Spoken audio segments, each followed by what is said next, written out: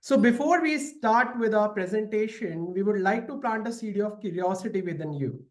And we hope that it will grow as our session progresses. So right now, we would like you to pause for a moment and think about this. That have you considered what are the informations that your vehicle provides about you? If not, then think about it and just hold on to the end of the session. So in US alone, there are over 290 million of the vehicles out there, which are navigating through the intricate mazes of road, highways, and passageways. These vehicle extends from the family-friendly sedans to the cutting-edge electrical vehicles out there. And they are not just the means of transport, they are the custodian of secrets, holding information about the owners out there. And as we stand on the brink of the technology that we are living in right now, they have the digital footprints which are easily accessible for people out there to get a knowledge of you. And with that, we welcome you to our talk, which is Trailblazer, Piercing the Veil of Vehicle Secrets with OSINT Alchemy. So a journey with a route through several pivotal steps, ranging from the enigmatic vehicle registration numbers and to the intricate details about VIN or vehicle identification number in short, and then to the PIIs, personal identifiable informations, and to the end, the sophisticated art of tracking. So embark with us on this journey. And before we start with that, we would like you to give some disclaimers. As we say that with great power comes great responsibility, right? So here's our disclaimer one. The content discussed on this platform is meant for educational purposes only. The misuse of any information provided herein shall be the sole liability of the abuser. So please take care. And this talk also bears no authorization from a speaker's employer, that is TransUnion. Considering if you see some of the information which are missing in front of you, it is not missing, it is being redacted just because of the privacy concern. Having said that, let's start with our journey. But first of all, we'd like to give a little story, and for that we have Sagar. Thank you, Shubham, for that. So, before we hop onto the more of the technical and what we say, the juicy stuff, let's take a moment to step back. It's time for a little story. I'm sure that everyone is familiar with this famous term that necessity is the mother of all invention. Well, that was the case with us. In an unfortunate incident, last year, someone hit my mother with a car. Well, fortunately, she didn't suffer much injury. So when she reached home to us, she told me that, a slight remember details that she remember, that it was a gray color sedan and, few alphanumeric numbers about the license plate. Well, I was furious and I want to put my OSINT skills to good use to know the vehicle out there. But when I discussed with Shubham, we at that moment we didn't know much about the car OSINT and the vehicle OSINT as in general, but we started digging in much. Well, after that, we got a thought that what if we are not only able to track that vehicle? What if there is a possibility to, even get the details about the owners, not about owners? What if we have able to know that where this particular entity lives, and slide by slide go into their PIs and digital sneak peek? Well, after days of researching, learning, and investigating, we get our hands on trove of information. The results were astonishing because we got some intricate details that give rise to this idea so that we can use this particular investigation methodology on multiple cases that we have done so far. And that's where we begin this presentation before you. So saying that, we will move forward to more of an obligatory slide of who am I. So I just want to welcome you all. My name is Sagar Tiwari. I'm an independent cybersecurity and OSINT researcher. I'm basically an OSINT enthusiast, so covering on the basic level. I just love all the technical and cybersecurity related stuff. For my daily job, I'm a writer and content creator. I work with a freelance with multiple firms, organizations around the world with publishing blogs for them. Apart from this, I'm blessed to share my stage with Shubham on multiple occasions at Sans OSINT Summit 2023, as well as the DEFCON DC 911 event. Apart from this, I also lead a CTF team from India called F Society OO, where I go by the alias name AliTime87. So that's all about me, and over to you, Shubham. Thank you for that description. And I am Shubham Kumar, currently employed as Senior Security Analyst at TransUnion. Besides my regular work, I indulge in various investigations and with Sagar, understanding about the OSINT, the vast seas of OSINT or open source investigation as we know it all. And we are very much curious aspect of thing, giving our talks about both the cybersecurity stuff to new people out there in various firms or various institutions as well. And I was also glad to share the screen with Sagar on the last year at SANS OSINT Summit 23 and DEFCON DC 9111. Apart from that, I have been doing and researching work and playing on a regular basis as CTF as Playmix. Continuing to the journey, let go on the table of content so that you can understand what we are going through today. So our level one will go through what is vehicle loss and understanding the basics of it. Then we will understand about the importance. Why is it so relevant today? Then we will have understanding about the registration number, then ALPR or NPR. After that, we will delve into gathering of the data and extracting the data, which are very pivotal point before we go into the hunting portion of things. Then in the middle, we have something that we call as Win Saga, understanding about win details. And in the end portion of things, we have the hunting, which is the real world scenario of things. And to top it all, we have the conclusion or summarized version. So without wasting more of the time, we will just go into what is VehicleSecrets. So guys, VehicleSecrets is a specialized branch of OSINT or open source investigation and all, which covers like the analysis, collecting, and the sharing of the public records which are related to vehicles. And these steps involve several of the other pivotal factors. However, the most of them is data gathering, data interpretation, and dissemination of this information for various purposes, ranging from the investigation to the federal or the law enforcement agencies. The most important thing that we need to understand here is also that vehicle OSINT covers not only from the conventional investigative, but also to the more geopolitical stuff where there is the movement, location, and the cross-border activities that you can find. And that also covers an investigative journalism. So coming to the covering or more of the importance of it too, that is that you can go and track individuals and different activities of them, like seeing their movement that you have also witnessed in various forensic shows or investigative documentaries where there is like getting the details about the vehicle in order to find out the details of a person where they have went. And that also bring out the investigation and law enforcement who are utilizing this in order to find the criminal suspects, where their location, their time they have been there, or the other portion of their ownership or the details that they are related to. It also forms a critical aspect of security and threat analysis to form the triage for the various national and international security standards. Other than that, it helps you to recover the stolen vehicles. So as stated before, in US alone, there are 290 million of the vehicles out there. So you can understand the impact of it. Just to give you a gist of it, there was an incident called as Kia Boys incident, where in TikTok, it trended out like anything, where they were stealing the vehicles built for Kia portion of things. So much so that the vehicle insurance companies were confused, and they were thinking about whether to give the comprehensive policies to the new customers who own these cars or not. So you can understand how much a big impact this can be, and also with respect to the public safety. And coming to the end point of it, that what are the main privacy concerns for it? So as we tread on this technological revolution, we see a very thin line between the individual's privacy and the investigation that we have. And for that, we are welcoming you to the subsequent slide where you will be able to find answers to all of these things.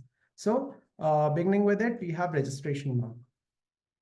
So, talking about registration number, so basically these are, the very first thing you will be looking in the car, and also it is called the VRM, that stands for the vehicle registration mark, or in some cases it is also called the license plate number. Well, basically it's just an alphanumeric ID that is used to uniquely identify each and every vehicle around the globe. Well, every jurisdiction and every country has its own state of rule that will define that how these license plate will be laid out. So like in some countries, there are multiple states. So each state will be laying out their own sets of rules. So like in 2 states, you can have the same number with the same vehicle number exactly. But in the different part, you can have, the unique identification across the nation.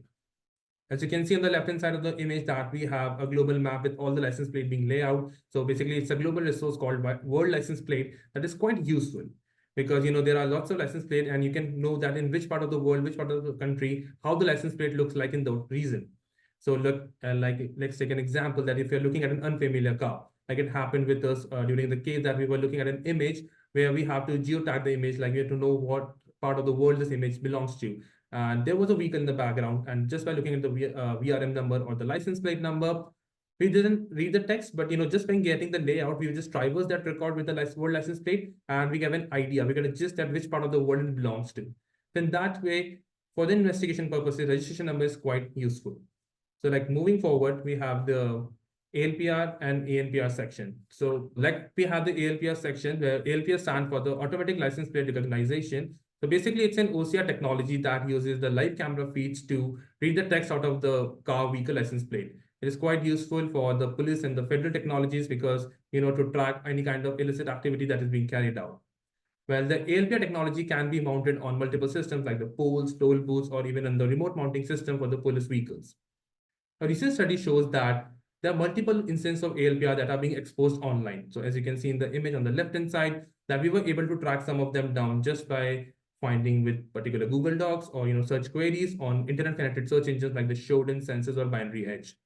Well, these kinds of exposed endpoints are quite dangerous because it is a serious threat to the privacy and can be used for surveillance operations. So they need to be stopped and banned. So moving forward, we have, we will be moving toward the gathering section. That is the very basics and very prominent, very eminent section for the hunting stuff. So what's better than going for gathering than looking at the social media profiles? Because, why not? People have a very eminent habit of posting everything that is going in their life, every minute details on these social media portfolios like Instagram, Twitter, Snapchat, or even in the TikTok. So as you can see in the image that we have people who are being posting their images with the car or just, car images.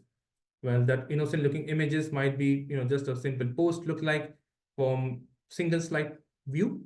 But, if you're looking from investigation purposes, if you're able to correlate these data points, you can find out that these kinds of information can reveal lots about the PIs, lots about intricate details about that person. And people are not knowing about this mere fact. As an investigator or researcher, or as an OSINT enthusiast, you can just look out these social media accounts and look out on those hashtags on the just social media walls. And if you have some particular accounts to look forward for, you can look in their feeds, get on the images, and track these people down. Well, apart from the social media account, there is one more resource we like to discuss, that is the AutoG Spot, which is basically for the exotic car collection. So it's a dynamically updated website, where people can crowdsource information that they are seeing a beautiful car, just click the picture and post it on this website. So like if you're tracking any rich owner, it will be quite useful for you because you have the images as well as the location where this car was seen last, and about the VRM information also. Well, if you're looking for the more section apart from social media, if you want to have the real world observation, looking through the live cameras like the exposed webcams, CCTV cams, and dash cams might be useful. Well, you can find out them, with just the search query results on the Google or multiple search engines, or just through the internet connected search engines like the Shodan, Census, or Binary Edge. Well, these real-time observations are quite useful because as you can see in the right-hand side that we were able to track a vehicle that is a sedan, you can see, and it is through unexposed webcams. But not only this, as you can see in the left top corner, we have a black Chevrolet that is from the dash cam footages. Like these kinds of footages were even streamlined on the YouTube. So like people are unknown of the fact that how much surveillance and privacy threat it can possess. Well, no matter how much good the real-time footages can be good for the observation purposes, but there is a slight thing that for good valuable insights, you can also looking for the recorded footages. So in that sense, we are very much useful. There is one resource that we like to discuss, that is the Windy webcams. So it has a pre-recorded footages for like 24 hours recorded footages. So it is quite useful for observation purposes. So like in one of the cases, it happened that we went to look at the footages that is about 6 to 8 hours before the incident. And just by traversing through the timestamp, we were able to see that when the particular vehicle was parked in and when the particular vehicle was parked out. So we can know what kind of activities have been carried out. So from an investigation purpose, it is quite useful. Well, once you have your data, like all kinds of gathering, the part has been done. It doesn't matter through the social media post or through the exposed cam. It's now about the extraction thing. So like in the previous slide, as you have seen that we have the sedan and we have just take a snap out of it to read the VRM number out of it. Well, there is one point I make to clear that can happen lots of the time, that these images can be blurred because of the low resolution of the webcam footages. In that case, you need to bring out the AI. because there are multiple AI-based tools that will help you to unblur these images. But not only that, there could be another AI tools that can be used, that is like plate recognizer, that will able to read the text out of these license plates. So you will have all the data extracted out. But make one thing clear that manual intervention is still needed in these cases, because what can happen is that multiple times these resources can be jumbled up. They can be confused from the similar looking characters. Like in one of the incidents that has happened with us is that a character S is being looking similar like the numeric number 5, and we got the wrong input out of it. So investigation can go divert quick easily into the wrong potholes, and that would be very dangerous. So manual intervention is needed in that cases. Apart from that, we have one more tool like CarNet that is used to understand the type of model you're looking at, the manufacturer, and the origin the car was made in. So that kind of information, once again, depending upon the case, can be quite useful. But that's about the extraction point, and now we are looking toward the Win saga. So, having understood about the vehicle registration mark of VRM in journal, and understanding and forming a basis of how we can actually extract and gather the data for the subsequent slides and subsequent investigation overall, we are now coming to know your win or the win saga, and that is the first step. So, guys, just like VRM is more of an intricate detail to the vehicle, it is a 17 characters long alphanumeric portion that contains of the numbers and letters. And to give you a gist, it is a unique code that is assigned to every vehicle when it is being manufactured.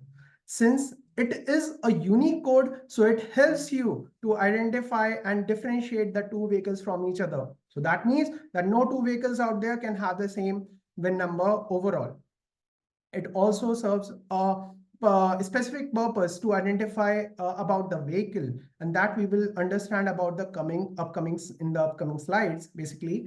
But here is two important point to also note that there was a vulnerability called as serious XM vulnerability that was done, and the research was made by Sam Curry, and there they were able to lock the vehicles remotely just by utilizing the VIN and the email information of that thing. And that is where it brings you to the particular importance that how it can be useful other than identifying the vehicle in itself.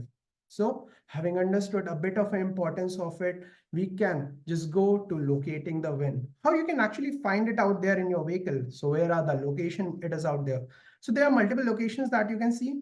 And in front of you, you can observe that you can check the lower left corner of your dashboard under the windshield, basically on the driver side of the door frame near the latch mechanism, you have it, or often in the front of the engine under the grill, basically, you can find it out there. And this code actually forms, and locating it physically helps you in much more of the details.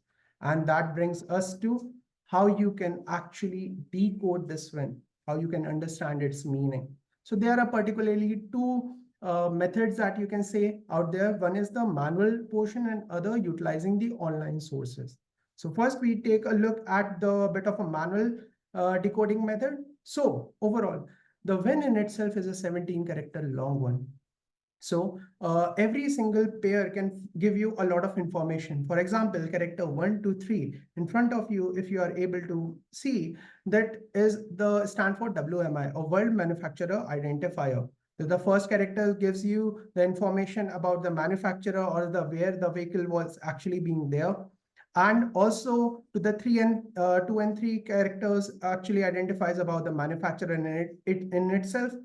From character 4 to 9, you have the what is called as vehicle descriptive section that provides you about the description of the vehicle, like the engine number, engine, basically the type of the engine that they have, the body that they have, the type of the vehicle it is. And from character 10 to 17, it comes to vehicle identification section, because this is very useful. For the character 10, if you are able to see, then it provides you the model of the year of the vehicle, basically. The 11 provides you about the plant where it was being assembled or manufactured.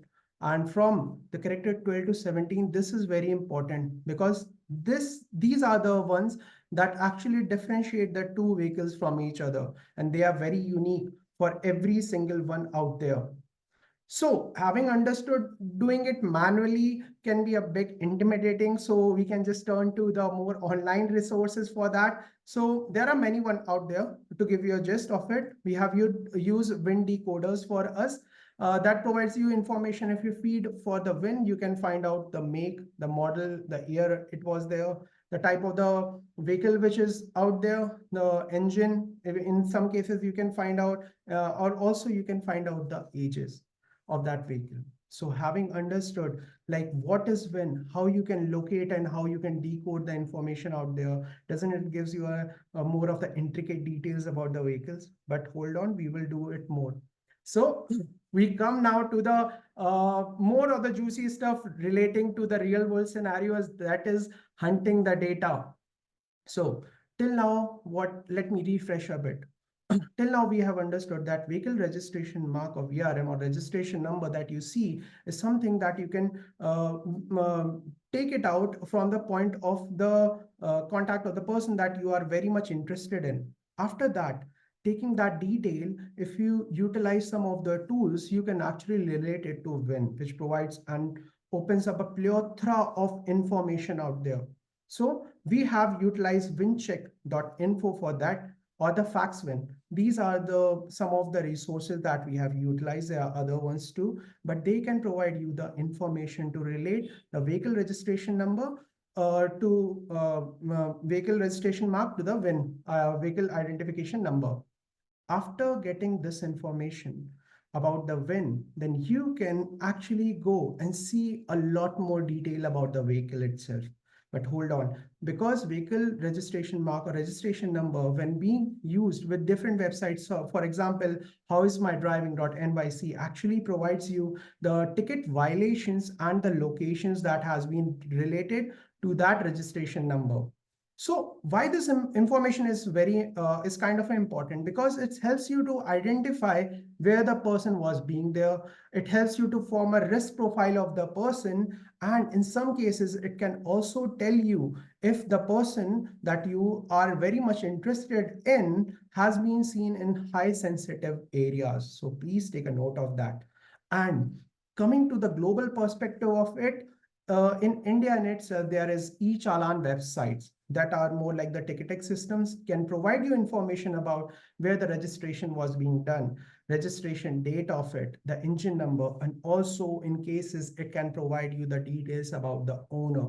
And when this information jumbled into one form can be utilized for scamming and different nefarious purposes out there.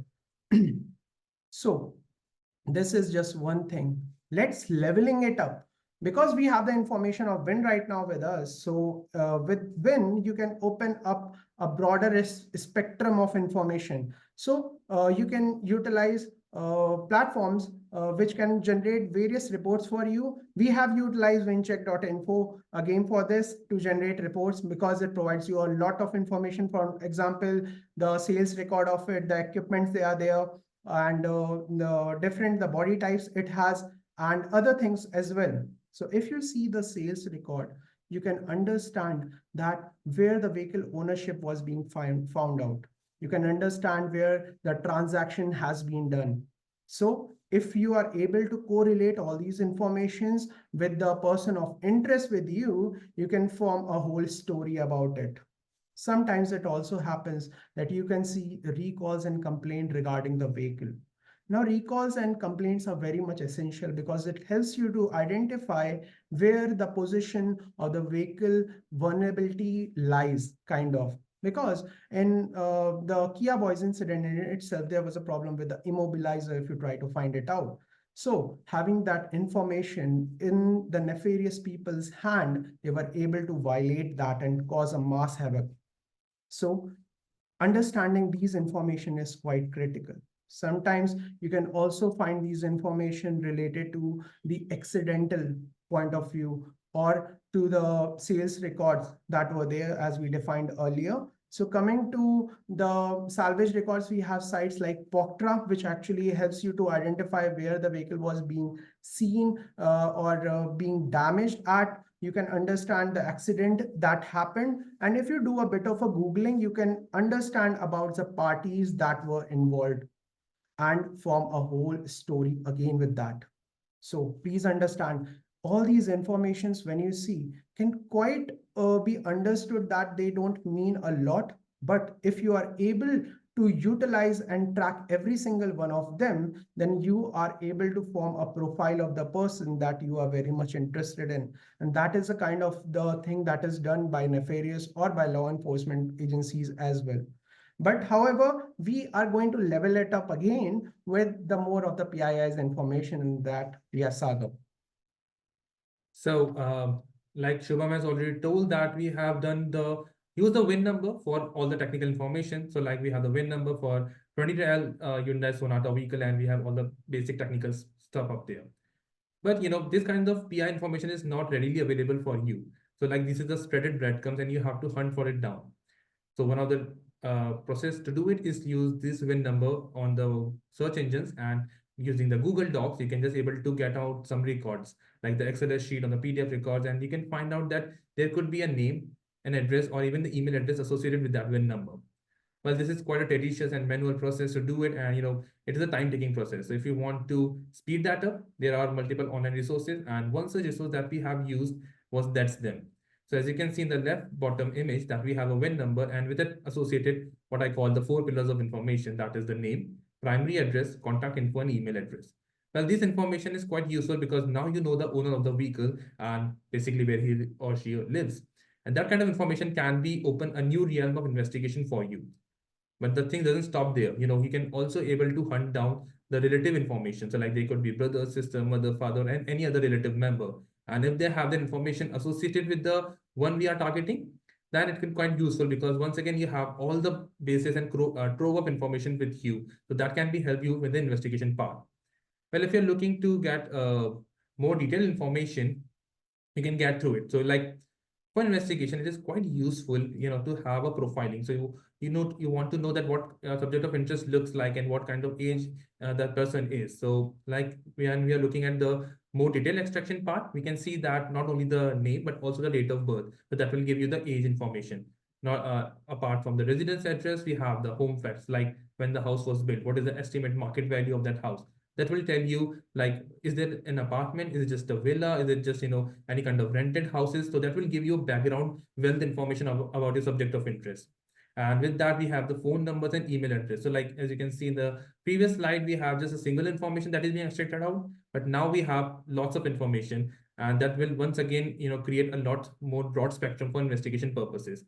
Email addresses can also be used in itself in email to introduce the email investigation. So like when you have multiple domains to look forward for, you can know that if there is a particular private domain, you know that what particular company that people are being working for. The same goes with the relatives and the IP addresses information. But there is one single point, and what is one critical information that we got is the demographic information and the family member information. So now, like when you're creating a profile for somebody, it is quite useful to know that what kind of ethnicity, religion, and language background that people belong to, and what kind of marital status they have, are they married or not, or like how many children they have. So once again, this is information is not only limited to our subject of interest, but like also the relative information. So you can have the cross verification that what kind of information you are looking at. Well, apart from cross verification thing, you cannot not only depend upon the single set of resources. So for that, we were also delving into the house records, because that will be another section. And once we got the information, we can match them up, and you can see if there are any false positive information there or not. So just by looking up the addresses on the search engines and with the names, we get out the house records, and that will tell you that the information we are looking at was the right one.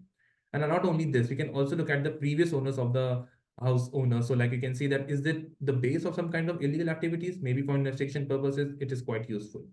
But not only that, it can also help you to know that what kind of occupation and academic background that person has, because house records sometimes hold these kinds of information. Once again, we want to make it clear that this kind of information is contagious in wrong hand and should be used ethically. Well, when hunting the thing, nothing can be, completed without talking about the social media. So as we have previously described also, that there are multiple methodology to track people down. And now we have the 4 pillars of information, like the name, usernames, email address, and the phone number. So with that, we can bring the SOC into the picture. Well, the detailed procedures are beyond the scope of this talk because it is quite an entity on long itself. But if you have to cover the basic and the overview, you can have, just search it through the social media platforms, with the Google search engines, and you can know that where a particular account exists or not.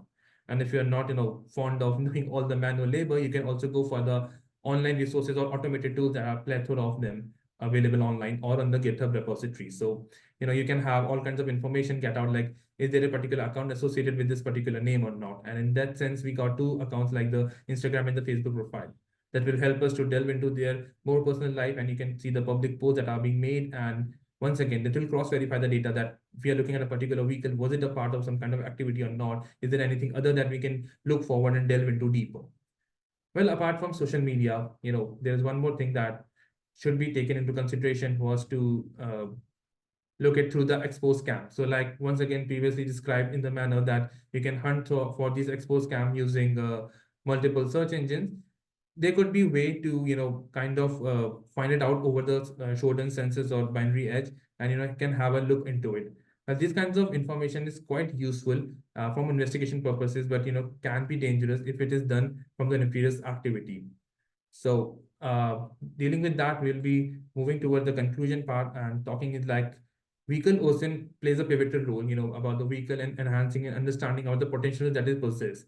And, just by having this kind of registration number records, you can pivot to part to find the VIN number that will tell you about the vehicle past history, as well as the salvage records, the sales records. And not only this, you can also trace it down to find out the PIs, and, have a look into their social media lives by correlating all the data points. So if it is done with the good intent, it is quite useful, but can be dangerous when it is done with the, nefarious intent and malicious activity. So with that, we'd like to thank you, everyone, and thank you, Sansos and Summit, to give us this opportunity. So this is me, Elliot M87. He's Flame Max, Curls, Hacker, Nito Null, Mark, Pano, Datu. This is our team, and these are profiling set when anybody wants to get in touch with us. So thank you once again.